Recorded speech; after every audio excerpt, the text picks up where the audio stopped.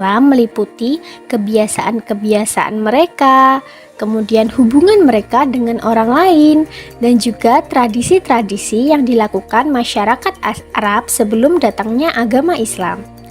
Semuanya akan kita bahas pada video berikut ini. Mari kita simak baik-baik.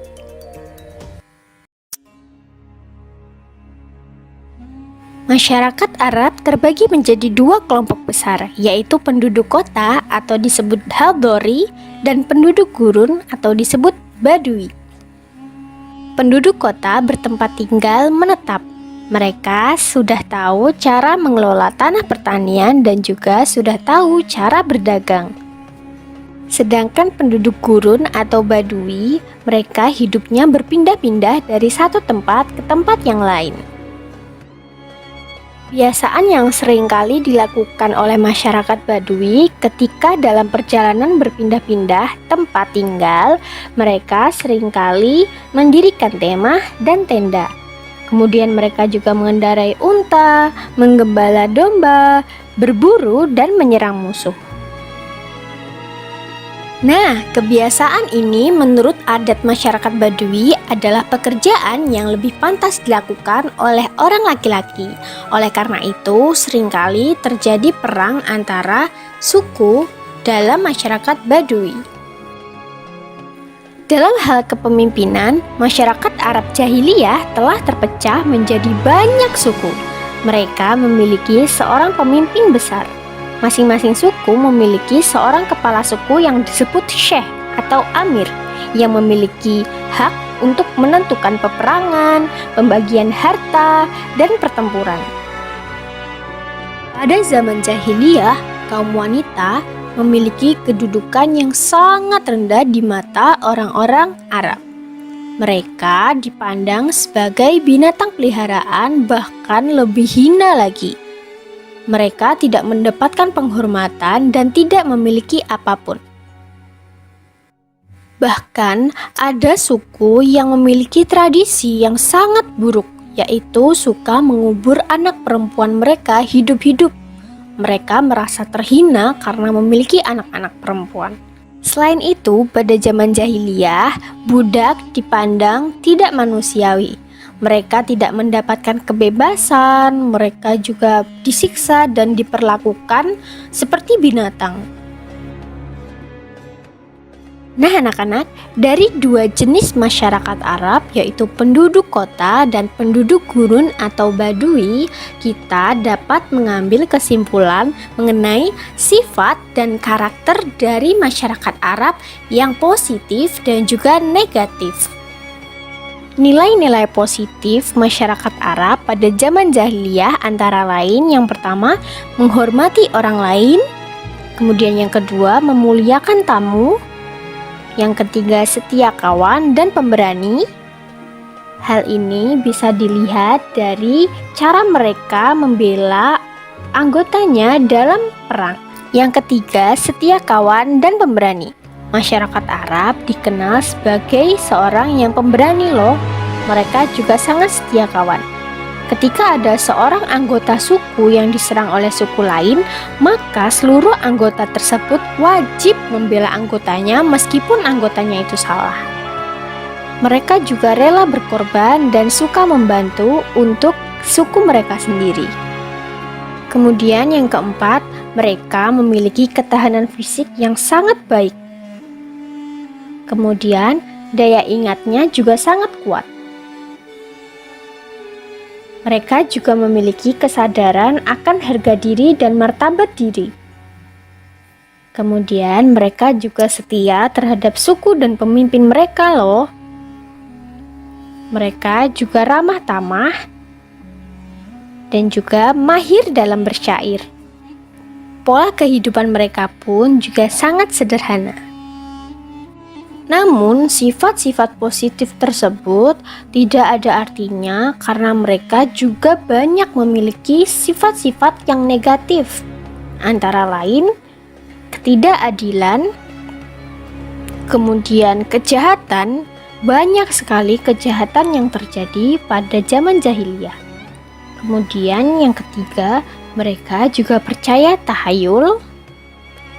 Kemudian, kedudukan wanita dianggap sangat rendah. Kemudian, tradisi mengubur anak perempuan hidup-hidup ini adalah tradisi yang sangat-sangat buruk. Kemudian yang terakhir, sistem perbudakan yang merajalela. Para budak diperlakukan seperti binatang. Mereka bisa dijual atau bahkan dibunuh.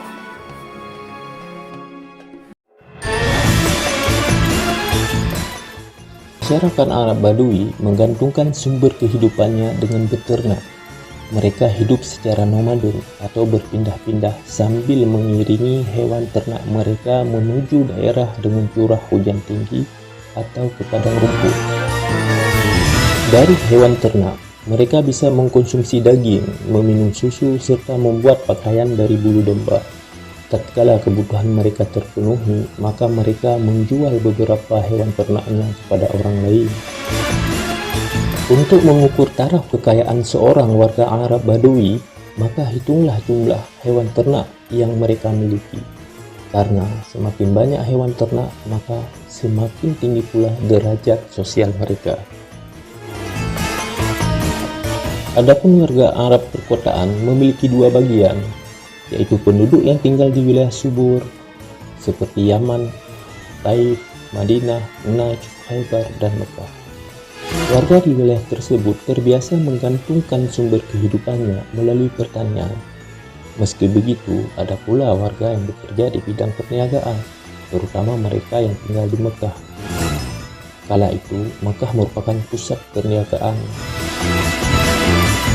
Selain memiliki profesi yang berbeda, warga Mekah juga dipandang lebih istimewa oleh orang-orang Arab lainnya karena kedudukan mereka sebagai warga kota suci. Keistimewaan ini ternyata tertulis dalam firman Allah Subhanahu wa Ta'ala dalam surat Al-Ankabut ayat 67.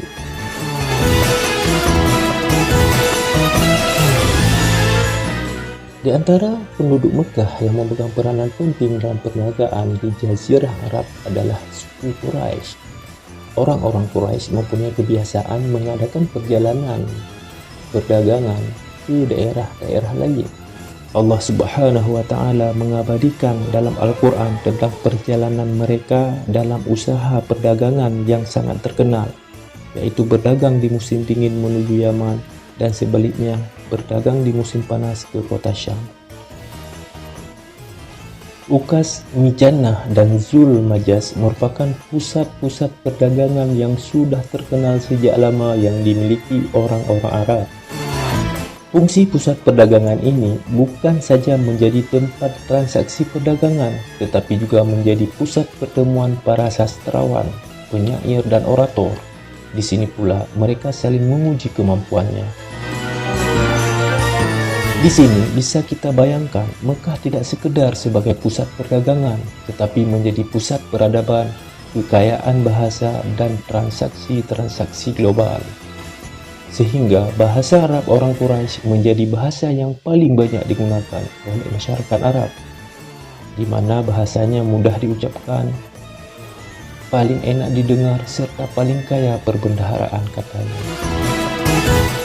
Dalam hal ekonomi, riba sudah menjadi tradisi dan lazim dipraktikkan oleh masyarakat Jazirah Arab pra-Islam, termasuk kota Mekah sebagai pusat perdagangan sudah terpengaruh oleh sistem riba.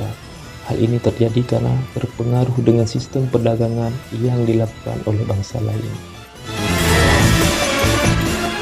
Sebagai alat transportasi untuk mobilisasi barang perdagangan, masyarakat Arab menggunakan unta sebagai alat transportasi yang bisa diandalkan. Unta dianggap sebagai perahu padang pasir karena unta merupakan hewan yang menakjubkan yang memiliki kekuatan tangguh, mampu menahan haus dan mampu menempuh perjalanan yang jauh. Unta-unta ini membawa dagangan dari suatu negeri ke negeri lainnya untuk diperjualbelikan. Politik sebagai proses terbentuknya sistem kekuasaan. Maka, tiap-tiap lingkaran masyarakat butuh akan sistem politik yang struktural untuk mengatur kehidupan mereka. Lalu, bagaimana sistem politik di wilayah Arab sebelum datangnya Islam? Wilayah Arab sebelum datangnya Islam tidak mengenal sistem kepemimpinan sentral yang mengatur segala urusan kepemerintahan secara general, sehingga kondisi politik di wilayah Arab pra-Islam mengalami perpecahan atau dikenal dengan istilah otonomi daerah. Sistem otonomi daerah ini berupa kabilah atau klan yang berorientasi pada terbentuknya suku-suku atau tribu. Pada dasarnya, kondisi politik Arab pra-Islam dipengaruhi oleh dua hal, yaitu pertama, interaksi dunia Arab dengan Kekaisaran Romawi Bizantium, Kekaisaran Persia, dan dinasti Himyar di bagian Arab Selatan. 2. Persaingan antara agama Yahudi, Nasrani, dan Zoroaster. Kondisi politik di wilayah pra-Islam erat kaitannya dengan pembahasan nasab, karena pada dasarnya terdapat 3 garis keturunan besar yang menjadi cikal bakal orang Arab, yaitu Ba'idah, Aribah, dan Musta'aribah. Gambaran politik Arab masyarakat sebelum datangnya Islam identik dengan peran suku Quraisy di kota Mekah. Suku Quraisy menjadi penguasa Mekah pada abad ke-5 Masehi setelah merebut kekuasaan dari suku Khuza'ah untuk mengurus Ka'bah dan mengamankan para peziarah datang ke kota Mekah. Maka suku Quraisy mendirikan semacam pemerintahan. Suku Quraisy mengatur urusan yang berkenaan dengan Ka'bah, yaitu dengan membagikan 10 jabatan tinggi. Pertama, hijabah, artinya penjaga kunci Ka'bah. Kedua, saqiyah, artinya penjaga air mata Zam-Zam. Ketiga, ziyad, artinya kekuasaan hakim sipil dan kriminal. 4. Safarah, artinya kekuasaan usaha negara atau duta. 5. Liwa, artinya jabatan ketentaraan. 6. Rifazah, artinya pengurus pajak bagi fakir miskin. 7. Nazwah, artinya jabatan ketua dewan. 8. Khaiman, artinya pengurus balai musyawarah. 9. Khazinah, artinya jabatan administrasi keuangan. 10. Azlim, artinya penjaga panah peramal, yaitu untuk mengetahui pendapat para dewa-dewa.